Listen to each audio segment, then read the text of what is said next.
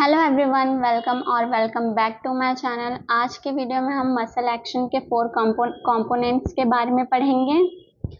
First मैं read करूंगी, then explain करूंगी। फर्स्ट हम यहाँ पे इसका डेफिनेशन देखते हैं मसल एक्शन का। यहाँ पे मसल एक्शन के बारे में बताया गया है कि in normal action single muscle can not produce the effective movement. यहाँ पे बताया गया है कि जो कोई भी एक्शन हम परफॉर्म करते हैं उसका इफेक्टिव मूवमेंट एक अकेला सिंगल मसल नहीं प्रोड्यूस कर सकता इफेक्टिव मूवमेंट। उसके लिए और भी मसल्स की ज़रूरत होती है जिन्हें हम उनके फंक्शंस के अकॉर्डिंग उन्हें अलग अलग नाम से जानते हैं, उन्हें नाम दिया गया अलग अलग। फर्स्ट मसल हमारा एगोनिस्ट, देन एंटागोनिस्ट। उनके फंक्शन के अकॉर्डिंग हम मसल्स को क्लासीफाई किए हैं। मसल्स को डिफरेंट नेम्स दिए गए हैं उनके फंक्शन के according: agonist, antagonist, synergist and fixators. ये चारों के बारे में हम वन बाय वन डिटेल में पढ़ेंगे, किस तरीके से एगोनिस्ट और antagonist, synergist and fixators effective movement produce करने में हेल्प करते हैं। ठीक है, फर्स्ट एगोनिस्ट के बारे में पढ़ते हैं। दीज आर चीफ मसल्स, ये मेन मसल्स होते हैं which produce the effective movement, जो इफेक्टिव मूवमेंट प्रोड्यूस करते हैं। These groups of muscles are called as prime movers. और ये जो एगोनिस्ट ग्रुप के जो भी मसल्स होते हैं उनको हम प्राइम मूवर्स बोलते हैं, प्राइम मूवर्स। एग्जाम्पल दिया गया है एगोनिस्ट का। Example: for elbow flexion, biceps and brachialis are helpful, but the brachialis has its major part in the contraction और मूवमेंट। यहाँ पे बताया गया है कि एल्बो फ्लेक्शन में बाइसेप्स एंड ब्रेकियालिस जो मसल्स है वो हेल्पफुल होते हैं, हेल्प करते हैं। ठीक है, लेकिन जो ब्रेकियालिस मसल है ना वो मेजर पार्ट, मतलब ज़्यादा उसका ज़्यादा कॉन्ट्रीब्यूशन होता है कॉन्ट्रैक्शन और मूवमेंट परफॉर्म करने में, ज़्यादा कर ब्रेकियालिस का मेजर पार्ट होता है वो रोल परफॉर्म करने में। इसलिए फ्लेक्शन, एल्बो फ्लेक्शन में वो मूवमेंट परफॉर्म करने में, इसलिए ब्रेकियालिस जो है उसे हम प्राइम मूवर और एगोनिस्ट बोलेंगे। ठीक है, एग्जाम्पल क्या है? For elbow flexion, biceps and brachialis are helpful. यहाँ बताया गया है कि आप लोगों को भी पता होगा ना एल्बो फ्लेक्शन में कौन कौन से मसल्स इन्वॉल्व होते हैं। तो एल्बो फ्लेक्शन में यहाँ पे बताया गया है कि बाइसेप्स एंड ब्रेकियालिस हेल्पफुल होते हैं, लेकिन जो ब्रेकियालिस है उसका मेजर पार्ट होता है, ज़्यादा पार्ट वो ब्रेकियालिस का मेजर पार्ट इन्वॉल्व होता है कॉन्ट्रैक्शन और मूवमेंट परफॉर्म करने में, इसलिए ब्रेकियालिस को हम प्राइम मूवर बोलेंगे या फिर एगोनिस्ट बोलेंगे। ठीक है,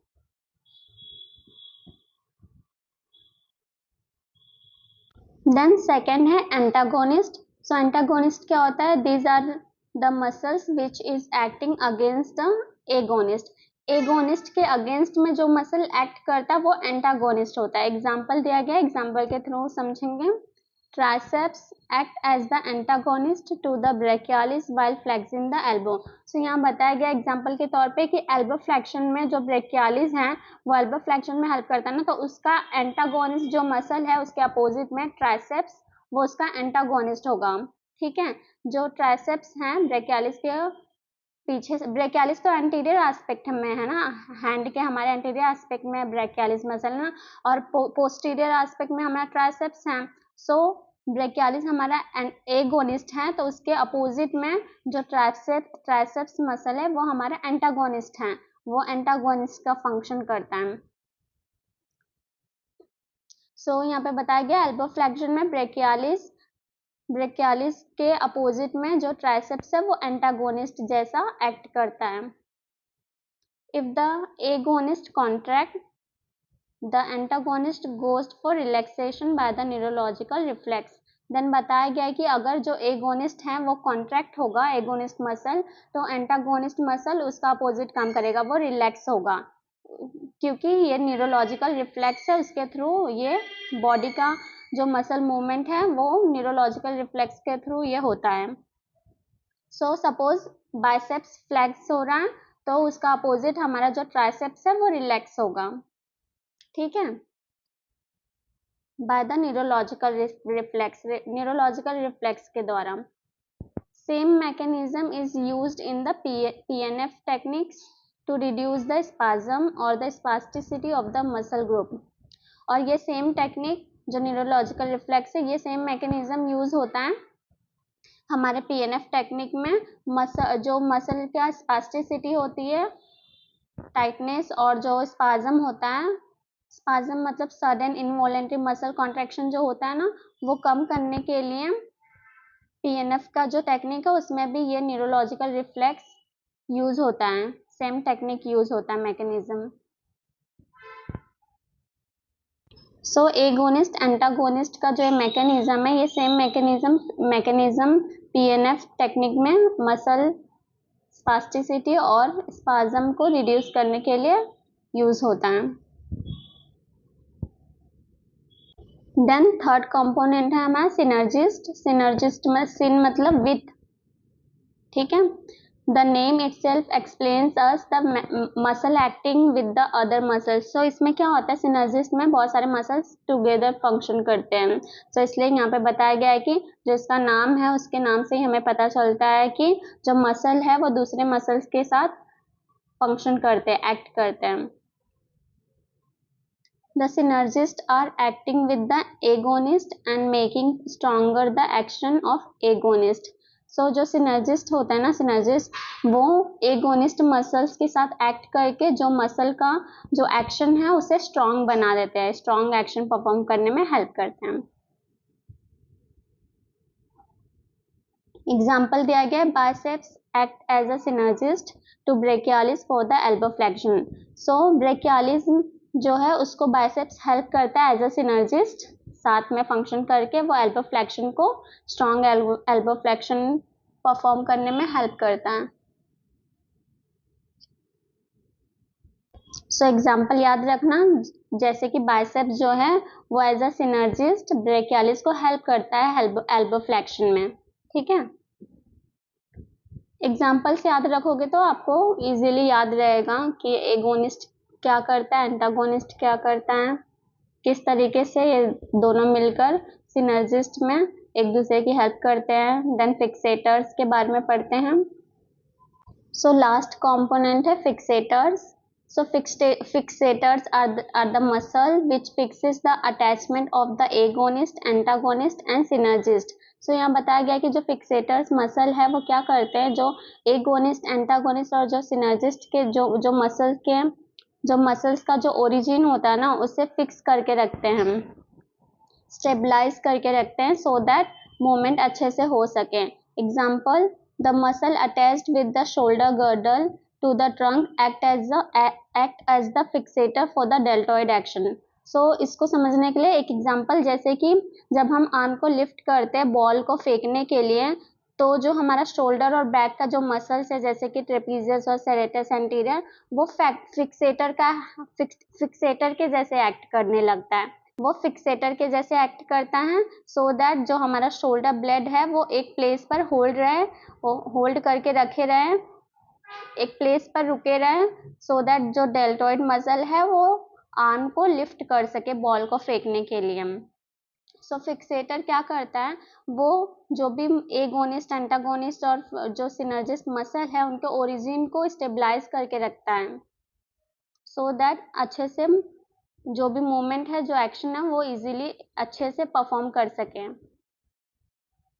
देन यहाँ पे बताया गया fixators are not only fixing the bony components while movement of agonist, antagonist और synergist and also have the dynamic properties। so यहाँ पे बताया गया है कि जो फिक्सेटर है ना वो सिर्फ बोनी कंपोनेंट्स को ही फिक्स करके नहीं रखता, जब एगोनिस्ट और एंटागोनिस्ट और जो भी सिनर्जिस्ट मसल है वो जब मूवमेंट करते हैं ना, तो सिर्फ वो फिक्सेटर जो है सिर्फ बोनी कंपोनेंट्स को फिक्स करके नहीं रखता, वो उसका डायनेमिक प्रॉपर्टी होता है, वो कॉन्ट्रैक्ट भी हो सकता है, रिलैक्स भी हो सकता है मूवमेंट को एडजस्ट करने के लिए, ठीक है। सो जो फिक्सेटर है वो एक तो हमें stable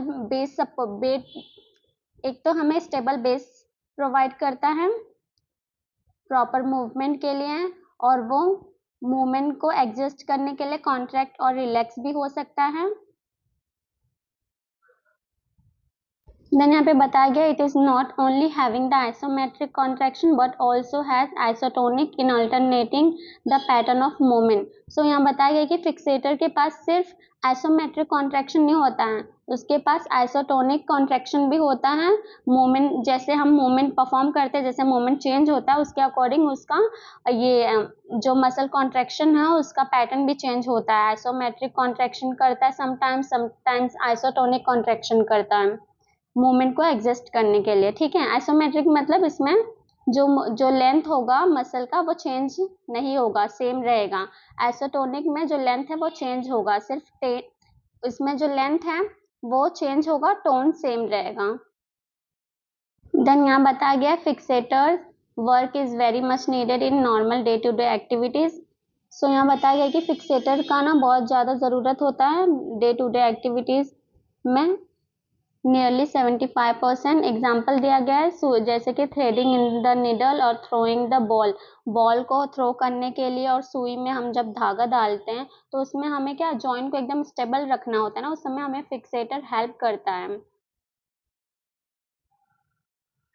agonist, antagonist and synergist के साथ फिक्सेटर हमें हेल्प करता है, सपोर्ट स्टेबल रखता है हमारे जॉइंट को, और जो भी मसल्स के ओरिजिन है उसको स्टेबल रखता है, सो दैट हम इजीली ये जो जैसे सुई में धागा डालना, बॉल को थ्रो करना, ये सब हमारा फिक्सेटर हेल्प करता है परफॉर्म करने में। सो इस वीडियो में हम इतना ही पढ़ेंगे। आपको कोई डाउट होगा तो कमेंट में पूछ लेना, और आपको कोई न्यू टॉपिक पढ़ना होगा तो आप कमेंट में बता देना, उस टॉपिक पर वीडियो बनाऊंगी। और आपको कोई किसी सब्जेक्ट का नोट्स चाहिए होगा तो कमेंट डिस्क्रिप्शन में दिए गए नंबर से आप कांटेक्ट कर सकते हैं। और आपने अगर मेरा प्रीवियस वीडियो नहीं देखा होगा लीवर एक्सरसाइज थेरेपी के लीवर टॉपिक पर, और centre of gravity, base of support and line of gravity के बारे में, उस पर मैंने वीडियो बनाया था। अगर आपने नहीं देखा होगा तो मैं वीडियो के एंड में ऐड कर दूंगी, आप लोग देख लेना। आपको कोई न्यू टॉपिक पढ़ना होगा तो कमेंट में ज़रूर बताना, और वीडियो को लाइक करना मत भूलना। सो मिलते हैं नेक्स्ट वीडियो में, तब तक के लिए बाय बाय।